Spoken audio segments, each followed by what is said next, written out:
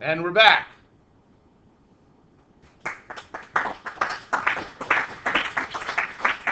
Thanks for sticking with us. Coming back after the break. After those fine messages from our sponsors, including, I don't know. Who's our sponsor? The class of 2019 t-shirt sale. Class of 20. Get yours today. Do you want to be the most fashion-forward individual in the building? Do you look good in the soothing array of maroon and white? I don't know. White? Yes? Then get your shirt today. Proceeds go to the class of 2019. Okay, here we go. Write the standard form of the equation for the ellipse with the given characteristics. Standard form looks like this. This is what we're trying to fill out. Right? When we write something in standard form, we need to know what the center is. We need to know A, and we need to know B. That's what we're looking for. And we have to use what they've given us to fill in those spots. If you don't draw a picture, you are playing from behind.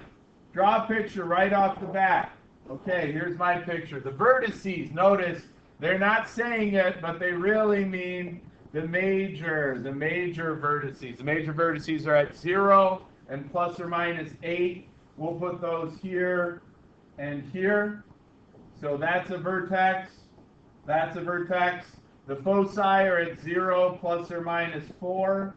So that's the focus, and that's the focus. And we haven't explicitly said this yet, but if you look at all of the ellipses that we've graphed so far, what is the center with relationship to the two foci and relationship to the two vertices? What one word describes the center?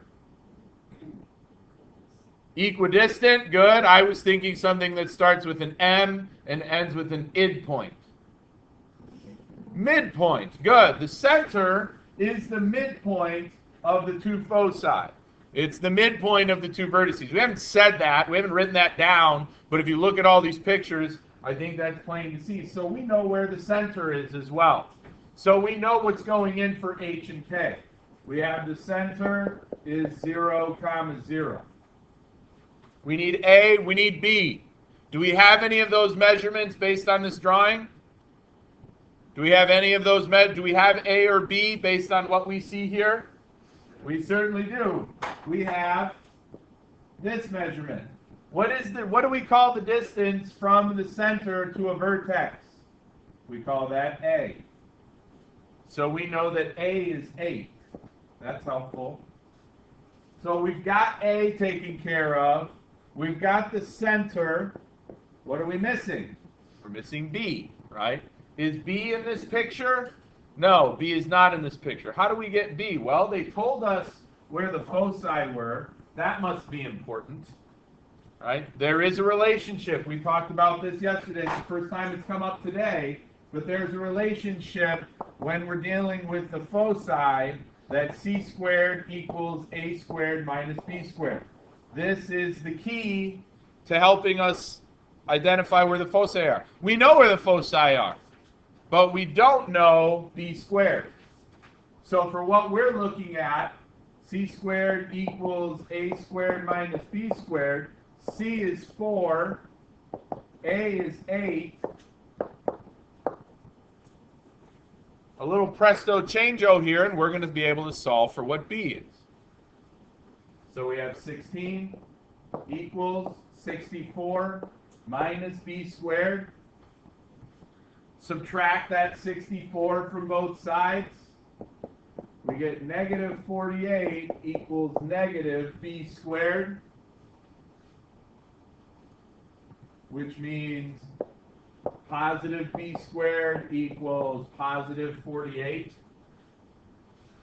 Now, at this point, I have to backtrack a little bit because what was I saying? We need to know what b is. Do we know what b is? We need to know what b is. Why do we need to know what b is? So that we can square it and put it here, right?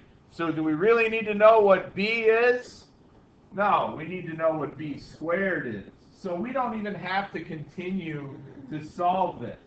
We have the piece that's going to go into the standard form of this ellipse, right? What would you do? You're going to take the square root of 48 and then square it again when you put it back into the standard form, right? Doesn't make sense. 2 steps forward, 2 steps back.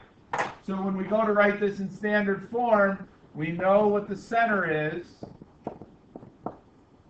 We know what a squared is. We figured that out. That was right here. There's a squared. Ooh, you see that? You guys see that? Ooh. I almost put a 64 there. Should I put the 64 there? Yet. No, I should not. Because 64, a squared, has to go under the same variable that has a vertical axis. What variable has a vertical axis? X or Y? The y-axis. The y-axis is vertical, right? So since the y-axis is vertical and this major axis is vertical, I have to put the 64 under here. Ooh, I almost got caught on that. And then the 48 goes over here. This is all set equal to 1. There you have it. Right in the standard form when you know the vertices and the foci.